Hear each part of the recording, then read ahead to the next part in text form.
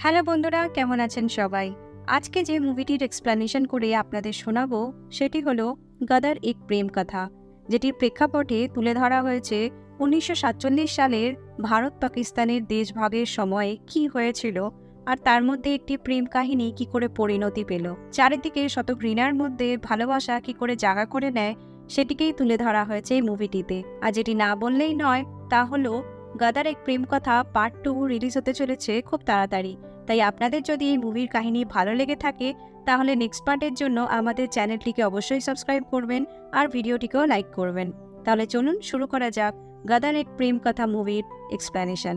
মুভিটির গল্প শুরু হয় 2রা জুন 1947-এ, যেখানে ভারত আর পাকিস্তান একটা সমঝোতা করে, যেখানে এটা বলা হয় যে যে মুসলমানরা ভারতে থাকতে চায় তারা ভারতেই থাকতে পারে, আর যে হিন্দুরা পাকিস্তানেই থাকতে চায় তারা পাকিস্তানেই থাকতে পারে। আর দুটি দেশ এটাতে সম্মতি দেয়।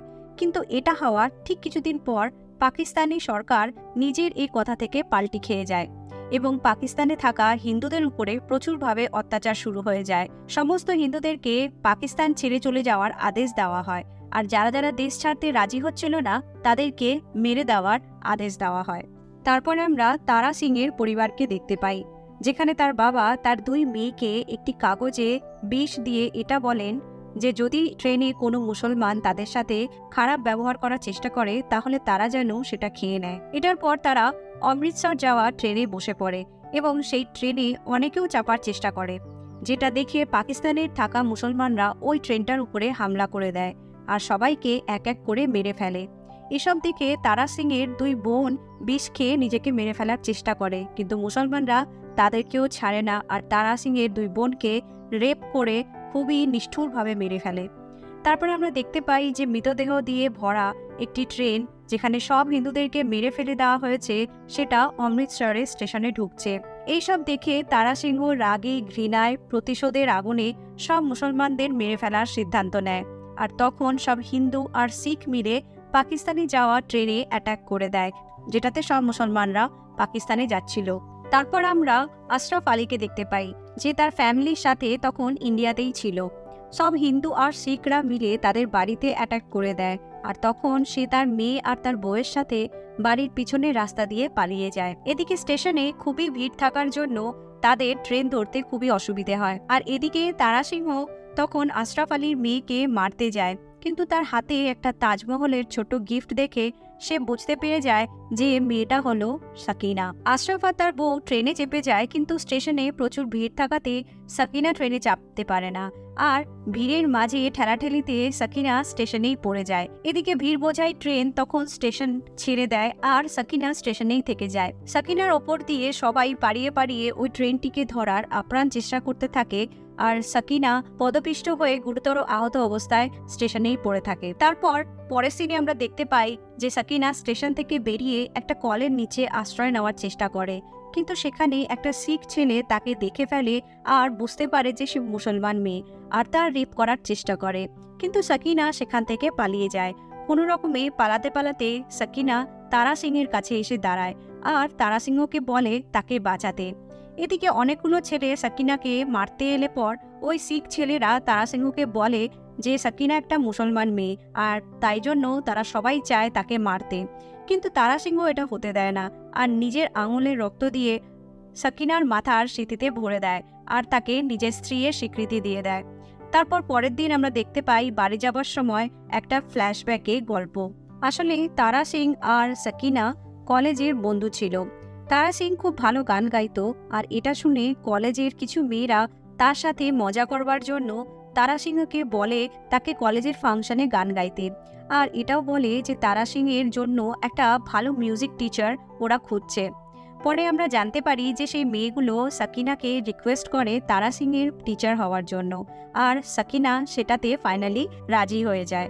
তারপর আমরা দেখতে পাই যে সাকিনা তারা সিংকে গান শেখাচ্ছে, কিন্তু পরে এসে বুঝতে পারে যে তারা সিং আসলে সত্যিকারের খুব ভালো গান গায়, আর সেই জন্য পরে সবাই গিয়ে তারা সিংকে সরি বলে আর সব সত্যি কথা বলে দেয়। কিছুদিন পর কলেজে ফাংশন হয়, যেখানে সাকিনা নিজের ডান্স পারফরমেন্স বাদ দিয়ে তারা সিংকে গান গাইবার সুযোগ করে দেয়, আর তারা সিং সবাইকে তার গানের মাধ্যমে মন জয় করে নেয়। এবার আমরা দেখতে পাই তারা সিং মনে মন সাকিনাকে খুবই ভালোবাসত, কিন্তু কোনোদিন তাকে বলতে পারিনি। আর যেহেতু তাদের কলেজের সেদিন সেটা লাস্ট দিন ছিল, তাই সে সাকিনাকে একটা ছোট তাজমহল গিফট করেছিল, যেটা আমরা এই গল্পের শুরুতেই দেখেছিলাম। ফ্ল্যাশব্যাক শেষ হয়ে আবার গল্প প্রেজেন্টে চলে আসে, যেখানে তারা সিং সাকিনাকে বলে যে সে যেন তাকে ভুল না বোঝে, কেন কি তখন স্টেশনে ওই মুহূর্তে সাকিনার কপালে সিঁদুর না পড়ালে হয়তো বাকি ছেলেরা সাকিনাকে মেরে ফেলতো। এর পরের সিনে সাকিনা স্টেশনে গিয়ে তার মা বাবার ব্যাপারে জানতে পারে যে তারা মারা গেছে। যে ট্রেনে সাকিনার বাবা মা চড়েছিল সেই ট্রেনে কেউই আর জীবিত নেই। এদিকে একটা মুসলিম মেয়েকে ঘরে দেখে তারা সিংয়ের কাকিমা খুবই রাগ করতে থাকে আর তাকে তার পরিবারের কাছে পাকিস্তানে ছেড়ে দিয়ে আসতে বলে। সাকিনা এটাতেও রেডি হয়ে যায়, কিন্তু যাবার আগে সাকিনা তারা সিংয়ের পার্সোনাল একটি ডায়েরি পড়ে নেয়, যেটাতে তারা সিং তার সব মনের ফিলিংস লিখে রেখেছিল, আর সেটাতে সাকিনার ছবিও ছিল। এর পরের দিন সাকিনা তারা সিংকে এই সবকিছুই বলে দেয়, আর তারা সিংয়ের ভালোবাসাকে মেনে নিয়ে তারা সিংকে সাকিনা বলে বিয়ে করে নিতে। তারপর তাদের বিয়ে হয়ে যায়, আর কিছুদিন পর তাদের একটা ফুটফুটে ছেলেও হয়। এর পরের দৃশ্যে আমরা দেখতে পাই একদিন হোলি খেলার সময় হঠাৎ করে সাকিনা একটা নিউজ পেপারে তার বাবার ছবি দেখতে পায়। তার বাবা তখন পাকিস্তানের বড় একটি পলিটিক্যাল পার্টির নেতা। এই দেখে সাকিনা খুবই খুশি হয় আর তারা সিংকে বলে যে সে তার ফ্যামিলির সাথে দেখা করতে চায়, আর তারা সিং এটাতে রাজি হয়ে যায়। তারা সিং সাকিনার ছেলে আর সবাই পাকিস্তানে যাবে বলে ভিসার জন্য অ্যাপ্লাই করে, কিন্তু শেষ মুহূর্তে শুধু সাকিনারই ভিসা অ্যাপ্রুভ হয় আর কারোর ভিসা অ্যাপ্রুভ হয় না।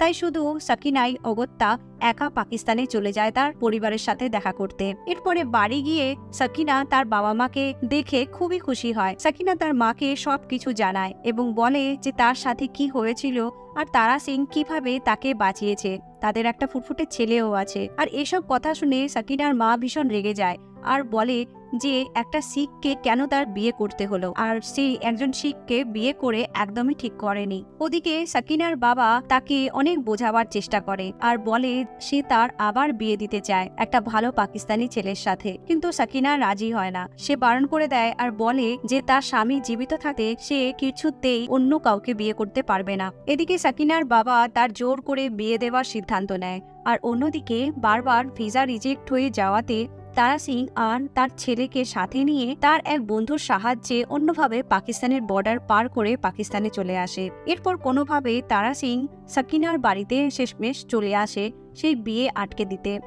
আশরাফ আলী তখন তারা সিংকে দুটো অপশন দেয় আর বলে যে সে যদি তার মেয়ের সাথে থাকতে চায় তাহলে তাকে হিন্দুস্তান ছেড়ে পাকিস্তানেই থাকতে হবে আর ইসলাম ধর্মকে কবুল করতে হবে, এবং আশরাফ আলী তারা সিংকে সকাল অবধি টাইম দেয়। এরপর সকাল হলে তারা সিং আশরাফের সব কথাতে রাজি হয়ে যায়, কিন্তু পাকিস্তানের লোকরা আর মৌলানা মিলে আশরাফের উপরে চাপ সৃষ্টি করে আর তারা সিংকে বলে যে তারা সিংকে পাকিস্তানি হওয়ার প্রমাণ দিতে হবে। তখন আশরাফ তারা সিংকে পাকিস্তান জিন্দাবাদ বলতে বলে, যেটাতে তারা সিং রাজি হয়ে যায় আর বলেও দেয়।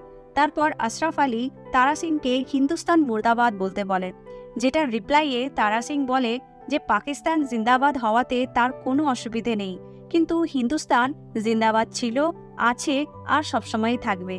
এটা শুনে সব পাকিস্তানি তারা সিংয়ের উপরে একসাথে হামলা করে দেয়।